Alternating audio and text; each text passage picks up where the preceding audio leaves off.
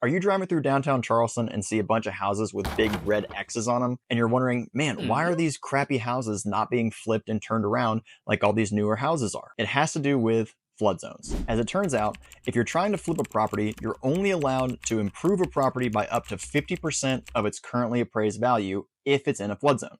So, how do we get around this? Well, there's one big way to do it. If you get your house appraised before you start flipping it, then you can go off that new appraised value and take 50% of the new appraised value instead of 50% of the appraised value that's on record. This could be huge, particularly if your house hasn't been appraised in 3 to 5 years. So if you are working off of a $500,000 appraisal, that means you can only improve the property by $250,000. But let's say that your house is now worth $1 million.